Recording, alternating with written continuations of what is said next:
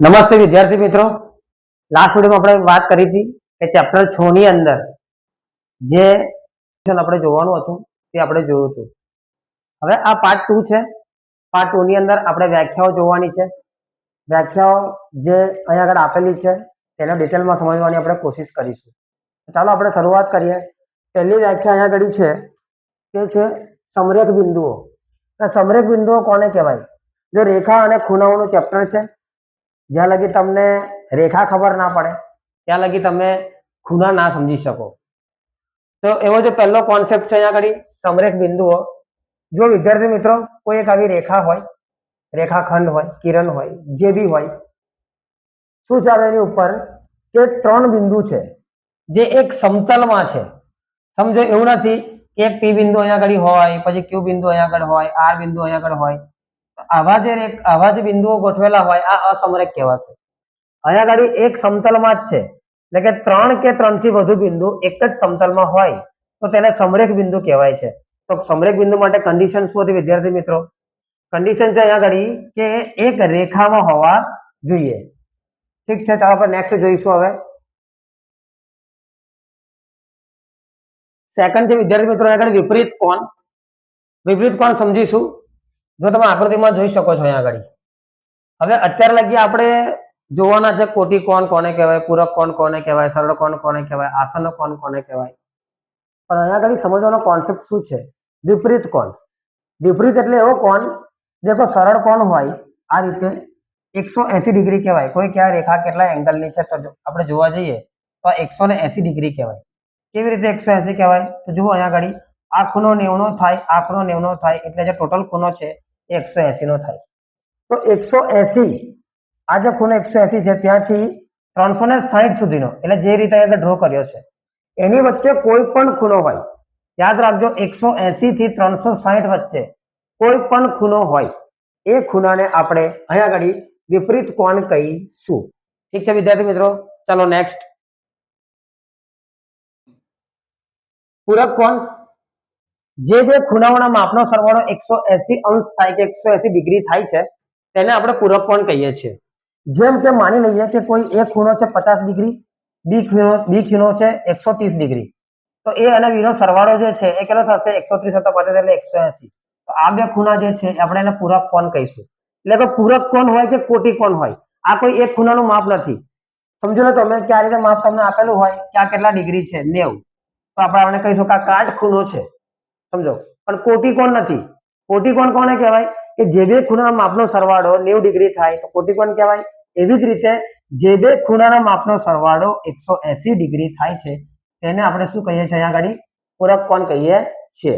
ચાલો નેક્સ્ટ. કોટી કોણ. જો જે બે ખૂણાઓના માપનો સરવાળો 90 અંશ થાય છે કે 90 ડિગ્રી થાય છે તેને કોટી કોણ કહેવામાં આવે છે. ઉદાહરણ તરીકે એટ એક્ઝામ્પલ મેં અહીંયા આગળ બે ફિગર લીધી છે.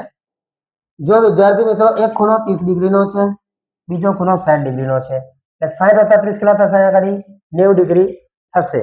તો જે કોઈ બી બે ખૂણા હોય, માનો કે માપ ખૂણો એ છે એ 40 નો છે, માપ ખૂણો બી છે એ 50 ડિગ્રી છે, તો બંને જો ખૂણાનો સરવાળો 90 ડિગ્રી થતો હોય તો આપણે એને કોટી કોણ કહીશું. શું કહીશું? કોટી કોણ કહીશું. અને જે ખૂણો 90 અંશનો જ હોય એને આપણે કાટકોણ કહીશું.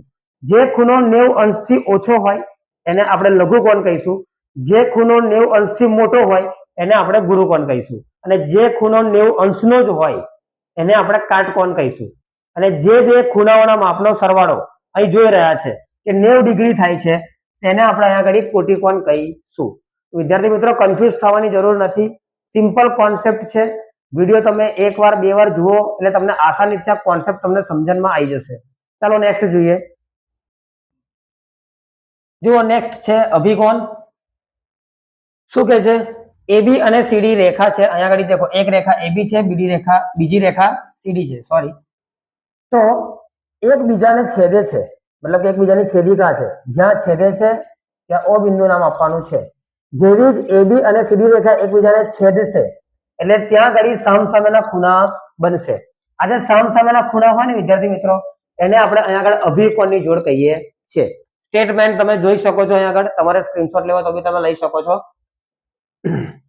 તો અભિકોણની જોડ એટલે શું? સામસામેના ખૂણા સરખા. હવે સામસામેના ખૂણા એટલે શું? તો સર અહીંયા પણ O છે, અહીં પણ O છે, અહીં પણ O છે, અહીં પણ O છે. નહીં વિદ્યાર્થી મિત્રો, એવી રીતે ખૂણા તમારે ના લેવાય. ખૂણા કેવી રીતે સમજાય? જ્યારે કે બે રેખા એકબીજાને છેદતી હોય.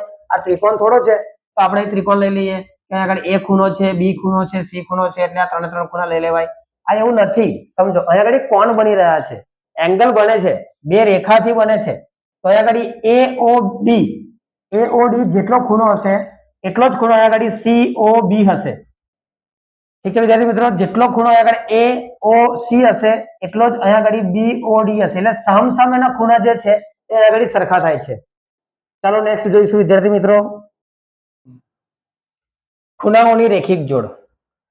ખૂણાઓની રેખિક જોડ સમજવા માટે વિદ્યાર્થી મિત્રો અહીંયા આગળ એક ફિગર ડ્રો કરેલી છે, આપણે ડાયાગ્રામ કહી શકો. જુઓ, અહીંયા આગળ રેખિક જોડના ખૂણા આપણે બતાવવાના છે. એક રેખા છે અને અહીંયા આગળ બે ખૂણા બની રહ્યા છે. આ બંને ખૂણાનો સરવાળો છે ને 180 થવો જોઈએ. રેખિક જોડના ખૂણાઓ નો સરવાળો 180 થાય છે. સ્ટેટમેન્ટ પરથી આપણે ફિગરને જોતા જઈશું, સ્ટેટમેન્ટ વાંચતા જઈશું અને એ રીતે આપણે સમજીશું. શું છે ચલો સમજીએ. જો બે આસનના કોણ સામાન્ય ન હોય, એટલે કે અહીંયા આગળ સમજો તમે કે XO જે છે એ અને OY આ બે આસનના કોણ છે જે સામાન્ય નથી. સામાન્ય એટલે કોને કહેવાય? કે એક રેખામાં આવી ગયા ને એટલે સામાન્ય ના કહેવાય, હવે રેખિક થઈ ગયા. બાકી આસનના કોણ આપણે કહે તેને, બરાબર છે? ઠીક છે, તો સામાન્ય નથી તેવી ભુજ એક રેખા બનાવે છે. એટલે આ જે XO અને OY આ બે જે છે જે એક શિરોબિંદુથી નીકળ્યા છે. દેખો OX OY અને OZ એક શિરોબિંદુમાંથી નીકળેલા છે, પણ સામાન્ય નથી, એક રેખામાં છે. તો જ્યારે આ એક રેખામાં હોય ત્યારે જે ખૂણા બને છે, રેખામાં ખૂણા બને છે એટલે રેખિક જોડના ખૂણા કહેવાય. એવી જોડ કે જે ખૂણા એક રેખા સાથે બનાવે છે જેને આપણે કહીએ છીએ રેખિક જોડના ખૂણા. તો અહીંયા આગળ XOZ કે ZOX લઈ શકો અને આ બાજુ ZOY છે. આ બંને ખૂણાનો સરવાળો અહીંયા આગળ કેટલો થવો જોઈએ? 180 થવો જોઈએ. ઠીક છે વિદ્યાર્થી મિત્રો, નેક્સ્ટ જોઈશું આપણે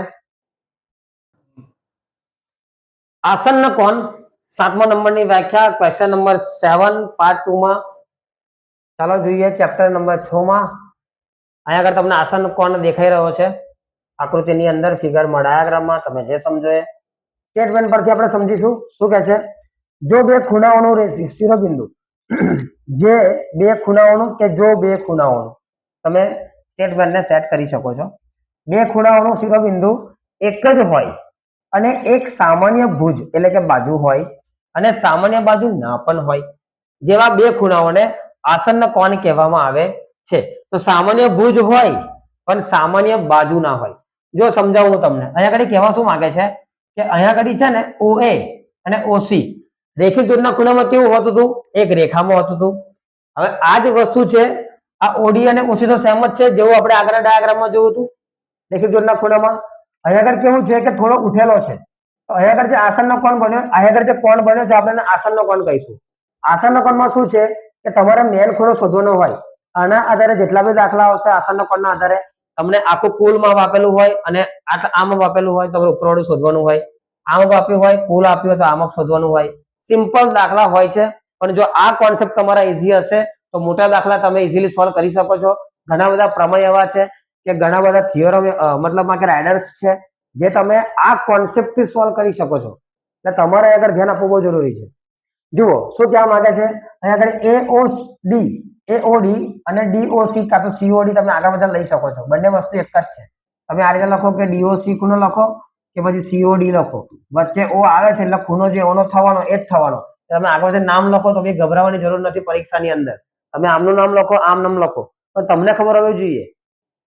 તો અહીંયા આગળ આ જે બે ખૂણા છે ABD અને DBC, એ આગળ ABC થાય છે, બરાબર છે. ABD અહીંયા આગળ આપણે B લઈશું વિદ્યાર્થી મિત્રો. ABD અને DBC નો સરવાળો ABC થાય છે. તો આગળ શિરોબિંદુ અહીંયા આગળ એક જ હતું. તો આશા રાખું કે તમે આસનનો કોણ ઇઝીલી સમજી ગયા હશો. ના ખ્યાલ આવે ફરીવાર રિવર્સ કરીને તમે વિડીયો જુઓ, તમે ઇઝીલી સમજી જ જશો. એકદમ ઇઝીમાં ઇઝી કોન્સેપ્ટમાં તમને સમજાવવાની કોશિશ કરી છે. ચાલો નેક્સ્ટ. તો કોન્સેપ્ટ તમે સમજી જ ગયા હશો. એકદમ ઇઝીમાં ઇઝી કોન્સેપ્ટ છે. તમે પ્રેક્ટિસ કરો. કોઈ પણ વખત તમે પહેલી વાર કરો અને એક્ઝામ આગલા દિવસે વાંચવા માટે બેઠા હોય, તમને એવું લાગે કે ના મને આવડી જ જશે, તે વસ્તુ ખોટી છે.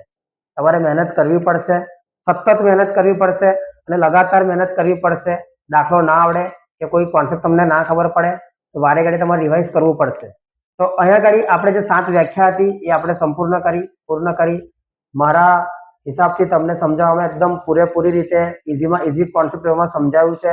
ખબર ના પડે તો તમે ફરી વખત વિડીયો જુઓ, એક વાર નહીં, 2 વાર નહીં, પણ તમે વિડીયો જુઓ કે જ્યાં સુધી તમને ખબર ના પડે. તો મળીએ વિદ્યાર્થી મિત્રો નવા ચેપ્ટર સાથે. આના પછી આપણે ચેપ્ટર 9 જોવાનું છે, ચેપ્ટર 7 પણ જોવાનું છે. તો નેક્સ્ટ વિડીયોમાં આપણે મળીશું. અહીંયા આગળ ચેપ્ટર 6 ના પાર્ટ 1 અને પાર્ટ 2 આપણે બંને કમ્પ્લીટ થયા. સોલ્યુશન બધા પરફેક્ટ તમને મળી ગયા હશે. તો તમે પાર્ટ 1 ના જોયો હોય તો પાર્ટ 1 પર તમે જોઈ લેજો. ઠીક છે વિદ્યાર્થી મિત્રો, નમસ્તે.